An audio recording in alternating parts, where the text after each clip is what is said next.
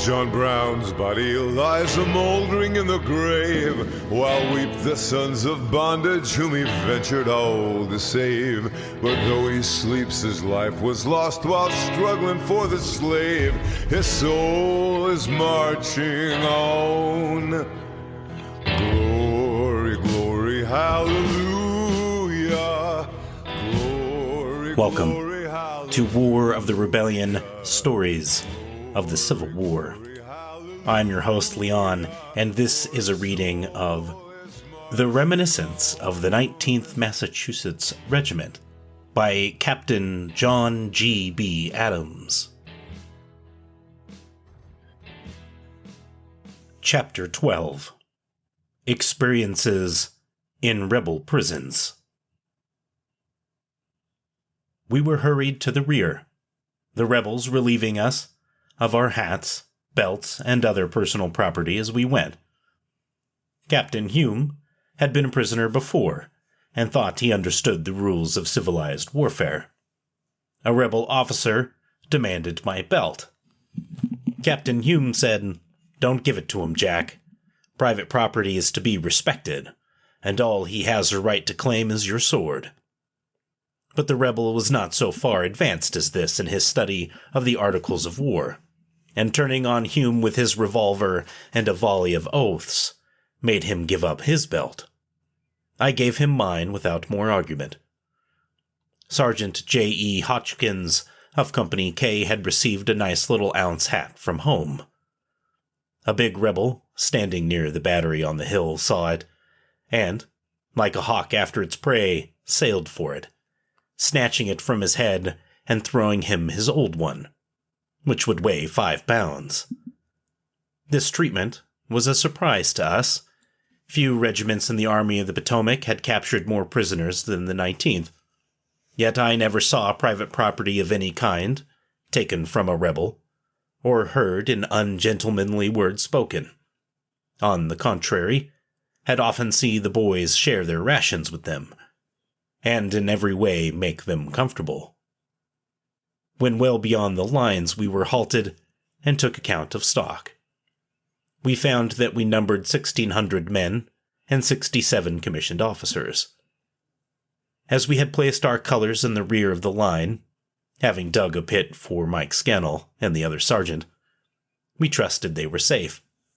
But soon a rebel horseman rode by with them, and trotting in his rear we saw Mike. "How came you to lose the colors, Mike?" I asked. "I'll tell you," said he. "We lay in the pit dug for us, and the first we knew the rebels came rushing over and said, 'You damned Yankee, give me that flag.' Well," I said, "it is 20 years since I came to this country, and you are the first man who ever called me a Yankee. You can take the flag for the compliment." We could not understand how the rebels got in our rear, but from the best information we could obtain, learned that the 2nd and 5th Corps were ordered to advance their lines. The 2nd did as ordered. By some mistake, the 5th did not, and there was a large gap between the two corps. The rebels had seen this, and keeping us hotly engaged in the front had sent a division around our left flank, and the result was we were gobbled. The officer who had charge of my squad was Lieutenant William D. McDonald, Company C, 8th Alabama. Wilcox's old brigade, Anderson's division, ANV, Army of Northern Virginia. He was disposed to be kind to us, as he had formerly resided in New York and knew Yankees were human. But he was soon relieved and ordered back to the front. The provost guard took charge, and we were marched to a field just outside the city of Petersburg and camped for the night. We were visited by squads of thieves, each reducing our baggage, which was none too large at first. Some of our men had a few hardtack. The officers had no rations. The next morning we were ordered to a small island in the Appomattox River. As we marched over a little bridge, guards were stationed to take our haversacks, canteens, and other property yet remaining. But we soon saw the game and sent over a few empty-handed, who, coming down the shore, took charge of the traps we threw to them. By this flank movement, we saved our property. We remained on the island that day. No rations were issued, and we began to realize our position. We were among a new race of people, and saw the beauties of an inflated currency. On our side of the line, the New York Herald, double sheet, sold for 5 cents. On this side, the Richmond Examiner, a little dirty paper, was $1. Everything in the same proportion. Every few minutes, a large, lank, lantern-jawed rebel would come up, look us over, and ask about the only question they had on hand. What did you uns come down here to fight we uns for? It mattered little what the answer was. He would pass on if he did not find any plunder, and ask the same question of the next group. The captain of our guard was a spruce little chap, and wanted his boots shined, but the so-called Confederacy was out of boot blacking, so he sent one of his men to us for that article. After asking several and receiving various answers, he called to his officer, "Captain, they all don't tote it." About 3 o'clock on the morning of the 24th, we were ordered to fall in and were marched through the city to the depot, packed in the cars, and were on to Richmond, where we arrived about noon. We were given a rousing reception. Men, women, and children thronged the streets and were sure they had captured the entire Union Army. They said, "Right smart lot of you all this time, I reckon." The men swore. The women spit at us. The children joined in the general cry. Just before we turned down Carey Street to go to Libby, we halted.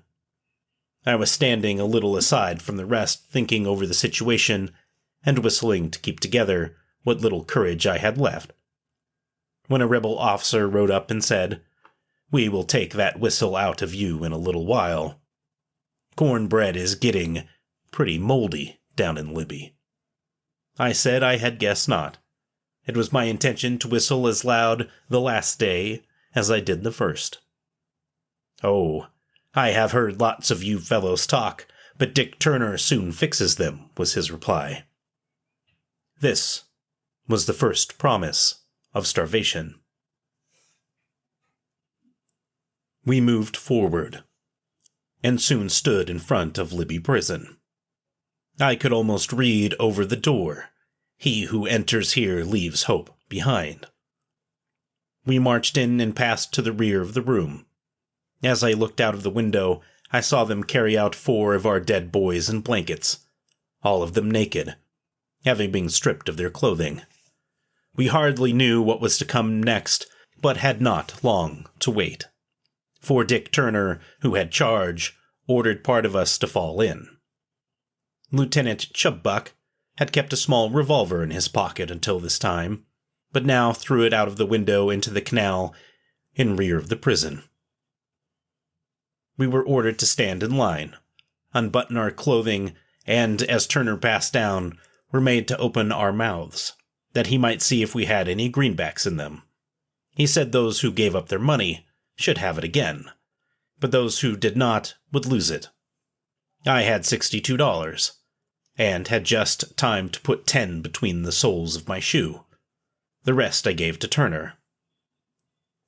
After he had picked a squad, he ordered them to the front of the room, away from the rest. The front door was guarded by a thing I supposed they called a soldier, dressed in a black swallow-tailed coat, his head crowned with a stovepipe hat, and armed with a sporting rifle. He was so thin that he could never be hit by a bullet, as he could hide behind his ramrod in time of danger. I called to the boys, "See what they call a soldier." But as he brought up his musket to fire, I found it was alive, and I retired in good order. Lieutenant Thomas J. Hastings of the 15th tore a piece off his shelter tent to use as a towel, and was made to mark time while the rest was being searched. After our names, rank, regiment, place, and date of capture were recorded, we were marched to a room in the 3rd story. The one next to ours was filled with our men. A brick partition wall divided us, but some of them made a hole through, and, as they had not been searched, passed a few things to us. Mark Kimball gave me $10. Mike O'Leary a razor. Another gave me a spoon. The razor and spoon I carried all through my prison life, and have them yet. The money I returned to Mark some 2 weeks later. We were not allowed to rest long, as I suppose they thought we required exercise, and were marched to another room over the office. The rooms were perfectly bare. We had no blankets or dishes, as everything had been taken from us. We sat down on the floor, about as blue a collection of humanity as was ever assembled. In a short time Turner came in to look us over. I asked him if it was not about time for dinner, as no rations had been issued since we had been captured 2 days before. He did not like my question, and swore at me for several minutes, winding up by saying that no rations would be issued until the next day, and I would be lucky if I got any then. I replied that I was not acquainted with the other hotels in the city. I guessed I would wait. He swore some more, said he reckoned I would, and I did. At night, we lay down on the hard floor and tried to sleep, but were so hungry we could not. Besides our hunger, we had many other things to contend with. When we entered the room, we thought it was vacant, but were mistaken, for we discovered that it was inhabited by very many curious things that crawl about and fly on wings. Morning came at last. We got up, washed in an old tank in one corner of the room, wiped our faces on our shirts, and waited for breakfast. While waiting, I went to the window to look out. In a second I found myself on the floor and heard the report of a musket. The guard in front had fired at me, but a comrade had seen him as he brought up his piece and had pulled me down. Had he not done so, some other fellow would have written this story. About 10 o'clock, rations came in and we eagerly fell in to receive them. They consisted of a piece of cornbread, as large as a quarter of a brick, and twice as hard, bean soup, and a very small piece of rotten bacon. How to draw the bean soup was the question, as we had nothing to draw it in. Lieutenant McGinnis was in rear of me. He said he must have some soup, and, taking a broken pane of glass, he fell in and the line moved on. When it came my turn, the Negro who issued the rations dipped in his gill dipper, and I held out my hands. He turned it in. The soup ran through my fingers, but I secured a few beans. McGinnis held out his pane of glass and drew 4 rations, 1 on each corner. We did not touch the bacon. Hungry as we were, the smell satisfied us. We went upstairs and sat down to dinner. I ate half my bread, and thinking it unwise to make a pig of myself at my first banquet in Richmond, placed the rest on the windowsill, sat down and looked at it, then ate a little more and a little more until all was gone, and I was as hungry as before. The next day, some Negroes came in to swab the floor, and among them, we of the 19th recognized little Johnny, Colonel Devereux's servant. We had left him at White House Landing, sick with fever. When we started on the retreat down the peninsula in the spring of 1862, and supposed he had died in the hospital, but he must have been captured, as here he was. I was near enough to whisper, "Johnny." He recognized me and also Lieutenant McGinnis, but said nothing. The next day when he came in, he dropped some soap near where I stood. He looked as though he was having a hard time of it. Our enlisted men were not confined in Libby, but in an old tobacco warehouse across the street. 3 days later, we saw them march past on their way to Belle Island. We watched our chances and exchanged greetings with them. The lines between officers and men in the 19th were not closely drawn. Most of the officers had come from the ranks, and the only difference was in the pay. We would have been glad to have remained with them, but the rebels ordered otherwise. We remained in Libby about a week, receiving reinforcements nearly every day, until our squad of officers numbered over 100. One morning, we were ordered to fall in. The same old blankets were given us, dirty and torn, but better than none. We were told that we were going south. A very small loaf of white bread was given each man, but having no way to carry it, and being very hungry, we ate it before we left the prison. We filed out and marched past Castle Thunder. This place was used for the confinement of political prisoners. We saw several women, and one of them had a palm leaf fan. On one side was the Stars and Stripes. As we looked up, she turned that side to us, and someone said, "Boys, see the old flag." Major Turner rode back and said, "Break the head of the next man who says old flag." So we did not cheer, but the sight gladdened our hearts. We crossed the river to Manchester. A large crowd were at the station. They told us that our men were dying fast down south and that you all will get your little piece of land down in Georgia. A prophecy which proved true in very many instances. The train backed into the depot and we were ordered to get aboard the coach. A passenger car was in front, and we marched in thinking we were to be transported in good shape. But when every seat was taken, they continued to come in, and our entire party, numbering more than 100, packed into one car. We rode all day without food or water, and found ourselves the next morning at Lynchburg. We were confined in the cars until noon, and it is impossible to express in words what we suffered. We could not walk about, the car was so crowded. We would get down on the floor, stand up, look out of the window, but nothing could drive away the terrible hunger. Outside the cars were hucksters selling bread, pies, and fruit, and the sight made us wild.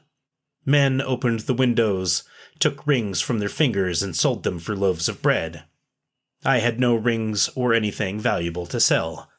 I had my $10 greenback in my shoe, but the orders were very strict in regard to the people taking greenbacks, and I dare not try to pass it for fear the guard would see me and confiscate it.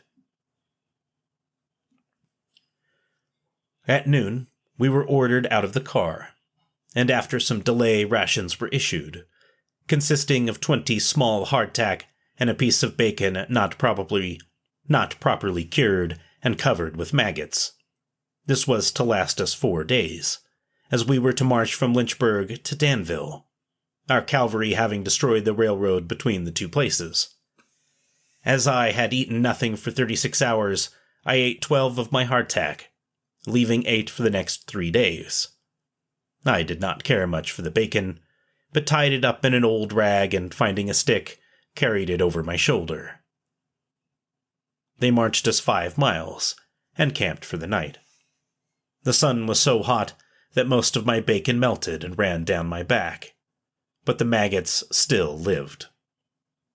We were commanded by a major, who had lost an arm in the service and had also been a prisoner. He was a first-class man and understood how to march men. Would turn us out at daylight, march until 9 or 10 o'clock, then rest until 3. He always selected our camp near a stream of good water, and did everything possible for our comfort. I am sorry I cannot recall his name, as he was about the only man I met in the South who considered our comfort in any way. Our enlisted men joined us here.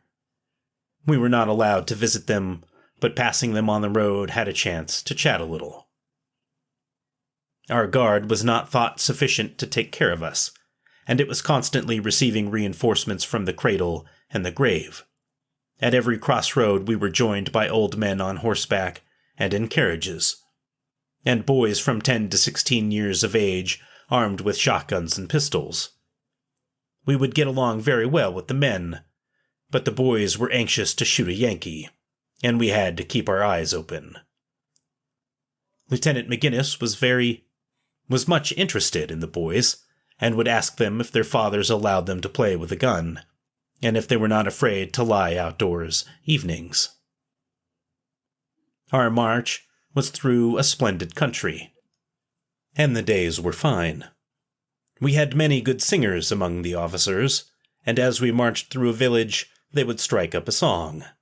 It would pass down the line and be taken up by the men. Passing through Pittsylvania, they were singing Home Again. I saw several women who were watching us wipe away tears. Whether the tears were of sympathy for us, or because the scene recalled loved ones in the rebel army, we did not know, but it was the only manifestation of anything but hate I ever saw from a rebel woman. Just before we went into camp, one night a citizen walked beside us for a short distance, and I saw him exchange glances with Captain Hume. After he passed on, Captain Hume said, "We will have something to eat tonight. That man is a Mason. He says we are going into camp soon, and he will come down and bring me some food." We soon after filed out of the road and into a field. The captain's brother Mason came and walked around until he saw Hume, then passed near and dropped a package containing bread and meat. Although not a Mason at that time, I shared the refreshments furnished by the craftsman. We continued the march until July 4th, when we arrived at Danville. Here we were turned over to the provost guard and placed in an old warehouse. Our humane commander left us, and our best wishes followed him. We were brought back to the realization that we were prisoners by the brute in command. We were very hungry, but that did not trouble them, and we waited until afternoon for rations. At night, we were taken out and marched to the depot. Although it was the anniversary of our nation's birth, we saw no demonstrations of any kind, and I do not believe that a